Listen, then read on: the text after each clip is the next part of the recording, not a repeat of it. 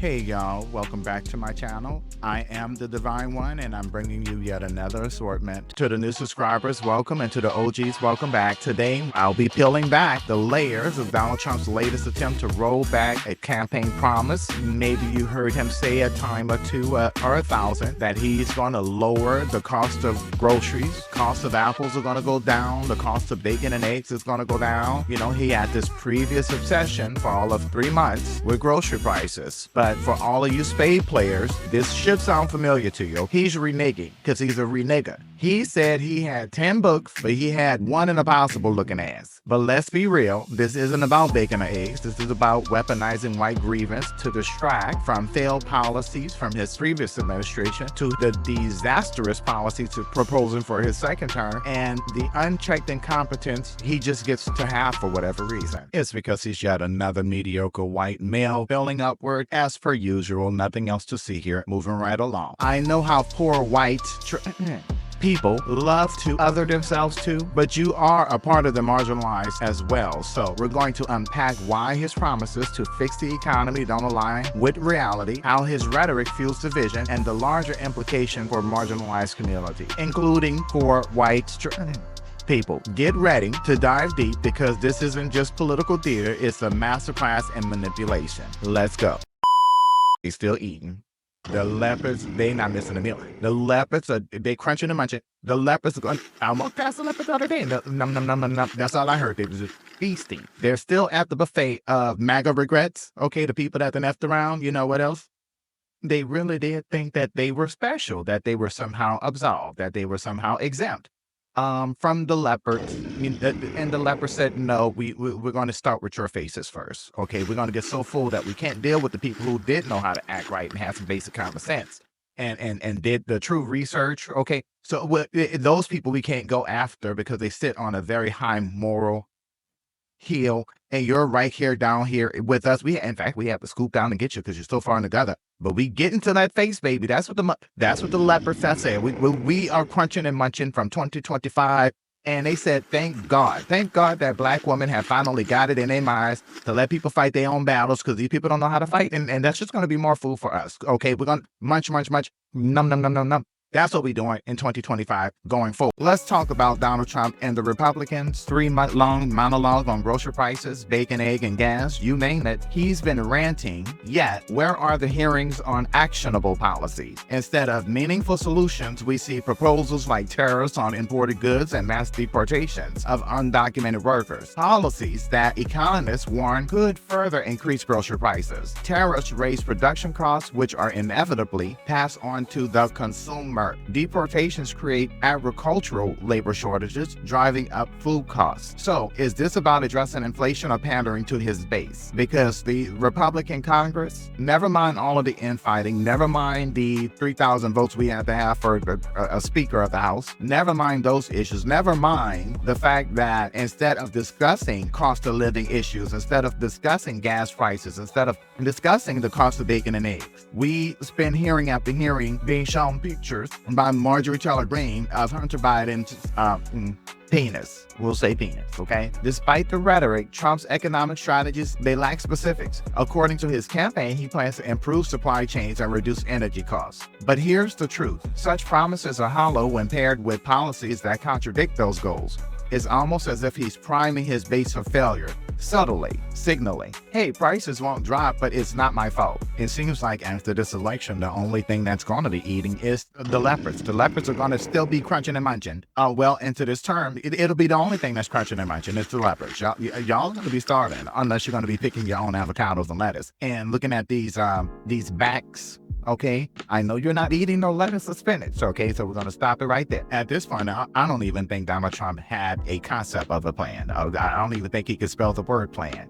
It looks like he's just winging it, okay? The only thing that he was concerned about was staying out of jail. Well, he's done that successfully.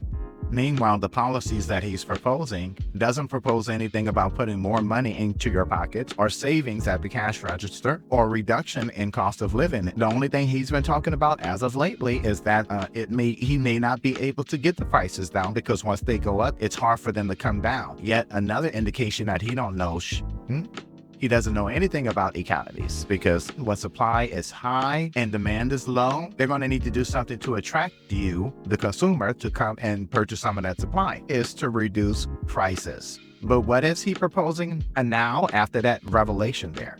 He's proposing more tax cuts, y'all. And those tax cuts aren't connected to lowering prices or increasing production or increasing hiring or increasing wages. But maybe within their, well, it seems like their daily rant, maybe the Morning Joe show, Joe Scarborough and Mika Brzezinski, maybe they can fit that into their itinerary to discuss why his policies, it reeks of ignorance, competence, white male privilege as it relates to how supply and demand or the economy works. Okay, here's a good case in point. The Tesla brand decline, okay? A great example of how economic fundamentals function or don't. Tesla, their lots at their gigaplants are full, overflowing with unsold vehicles still wrapped in the original plastic, untouched. The original plastic is in mint condition. The car is collecting dust, and you can see the cars from the International Space Station. Unlike those Tesla vehicles will be moving right along. Why? Demand has plummeted, and the brand, the Tesla brand, was damaged from Elon Musk's antics. When demand disappears, prices follow, just like Tesla cars collecting dust, okay? Meanwhile, Americans are supposedly struggling with egg prices, yet obesity rates suggest some of us aren't missing any meals, baby.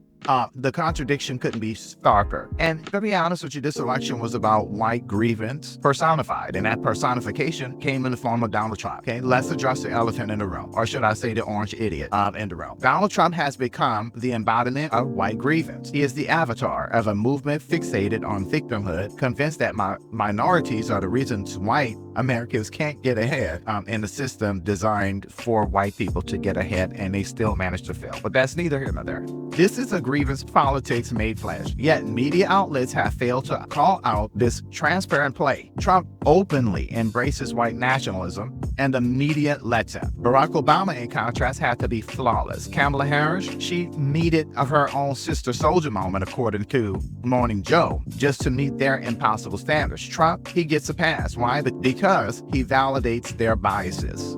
And tax cuts. Immigration has always been the racist dog whistle. Trump's baits didn't vote for lower prices. They certainly didn't take into mind Obamacare, which quite a few of them are realizing is the same as the Affordable Care Act.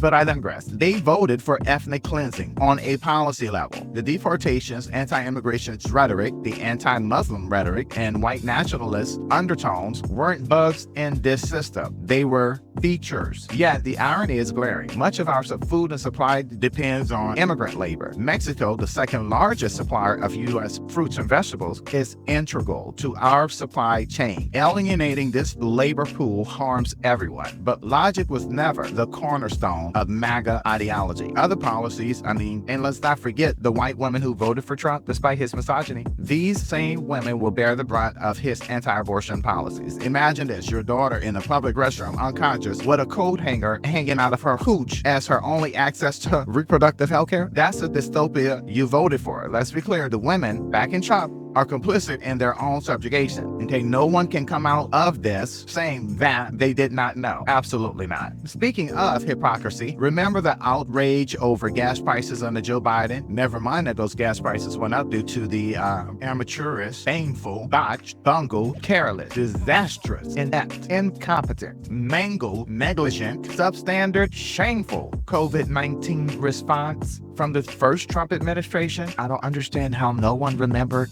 that during the election, but that's neither here nor there. Conservatives rallied against $4 gas, yet Hawaii has been paying double that for years without uproar. Today, gas prices have fallen below $3, and that's the national average. Worse afraid. The selective outrage is deafening. Similarly, conservatives rail against welfare, yet the red states they dominate consistently top the charts for federal aid. Arkansas, Kentucky, and Oklahoma, poverty poverty-stricken, just like Mississippi, Louisiana, North Carolina, South Carolina. All of those states mentioned have crumbling infrastructure, educational systems that are in the gutter, a crime percentage that is at or higher than Illinois. You know, that's a conservative favorite to talk about crime in urban areas. Urban equals black. And infectious diseases are on the rise in those states, specifically HIV, AIDS, syphilis, gonorrhea, chlamydia. But we can only always focus on one particular area of Atlanta, Georgia, because of the black populace there. But I digress. These are poverty-stricken states with Republican leadership. Not just Republican leadership, but long-term Republican leadership. And they rely on liberal states like California and New York and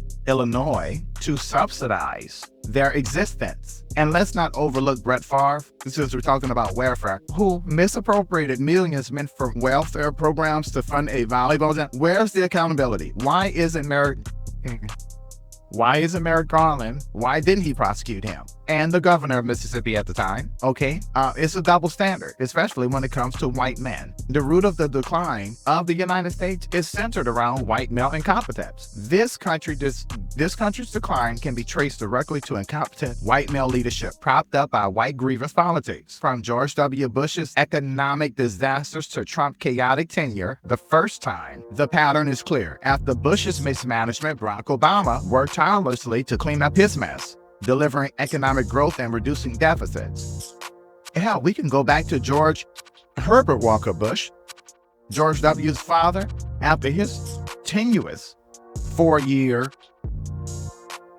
reign of inflation and stagnation, in comes Bill Clinton for 8 years with an economic boom to the point where we no longer had a deficit. We had a balanced budget with a surplus. And how do we get there? Yeah, by closing on military bases that we didn't need. Not cuts to Social Security, not cuts to education, and no tax cuts for wealthy millionaires and billionaires. So we know what works, we know what doesn't work. And why do we keep returning back to the things that don't work? Is to prop up the white male ego and this notion, this propaganda that white men, conservative white men, are infallible. But back to the topic at hand. Trump inherited from Obama that momentum, but squandered it with reckless tax cuts and authoritarian impulses. And I'm nothing unless we can talk about the media's role in enabling Trump. Hell, in enabling incompetent white males.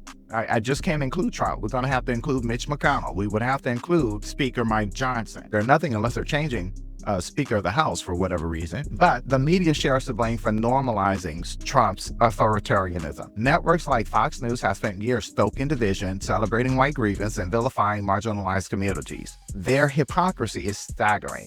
Relentless attacks on black victims like Trayvon Martin juxtaposed with lionizing killers who target liberals and people of color. George Zimmerman, like Kyle Rittenhouse, and now Daniel Penny, who was just acquitted by a judge in the chokehold death of Jordan Neely. So much for equal justice under the law. Billionaires like Mark Zuckerberg, Jeff Bezos, Donald Trump, and now Elon Musk are constantly glorified, are constantly deified, shielded, and protected in the media, in the courts, in the political class. Sidebar. And this is why Republicans have had a hard-on for DEI programs and woke agenda, because that gets black people and people of color. See what I did there? I'm still separating it. Why is that important? Because when decisions are being made, you can't single out these individuals if they're in the room. And of course, we're going to have some zealots that want to believe in the American exceptionalism, that they have some type of moral clarity. They could never get away with doing that. They would never be able to give something to white people and not give it to other groups. They've done it in the past, sweetie. They've done it after World War II to the black veterans that were exempt, barred from being able to collect military benefits. They did it in the 70s with welfare, with food stamp programs and child assistance programs. They did it during that time period. Yes, a black woman did take to the Supreme Court the man in the home rule, but at the state level, they were still discriminating against Black women with children who were receiving welfare benefits. If they had a man in the home, then that man's income had to be calculated as far as the eligibility for the benefit. And in most southern states, that specifically impacted Black women primarily. But I digress. But here's the question. So what now? Accountability? Liberals must remain on the code. Okay, we can't let up until we dismantle the system enabling this cycle of greed, racism, and incompetence. I mean, let's be honest here. This election was never about the cost of eggs, the price of bacon, immigrants. It certainly wasn't about gas prices. It had everything to do with white grievance. I mean, 2 months ago, we literally had TikTok videos of white people talking about how they hate to see Black people doing better than them. And why is it always a focus on Black people? Because this country only sees things in Black and white. White and other. Everybody else. White and everybody else. And the double standards that are perpetuated even at the political level between Republicans, which is a majority white party, and the liberals, the Democrats, which is but is marketed in the media as being a more inclusive party. Translation, Black people and non-Black people have a little bit more pull than they ever would in the Republican Party. And it is for that reason and that reason alone that the Republican Party has been able to get away with the things they've been able to get away with for the last 40 years. And why the double standards, the hypocrisy, is just repetitious at this point. It repeats itself. The cycle continues to repeat itself. And that should be the apparatus operandi for the Liberal and Democratic Party, is to break the cycle. Whether it's boycotting brands like Tesla or Walmart, or holding media outlets financially accountable by removing our viewership or our subscriptionships, the fastest way to impactful change is you have to go after the money. You have to stop subscribing to the New York Times and the Washington Post. You have to stop watching certain YouTube channels. You have to stop watching certain network channels. Instead of getting that Amazon Prime wish list for someone, maybe we go shopping somewhere else. But until we get some discipline within ourselves as Democrats, as liberals, the cycle continues, and we couldn't imagine we would get anything worse than George W. Bush and in walks Donald Trump saying, "Hold my orange glow spray tank." And here we are in real time. Donald Trump's already backtracking, backpedaling, reneging, because he's a renigger, on the simple campaign promise of the reduction of food costs. And the media goes radio silent, and they wonder why they are losing viewership. Well, it looks like our time is up. I thank you for making the time to go through it to the end with me. Like, share, and subscribe, please, and thank you.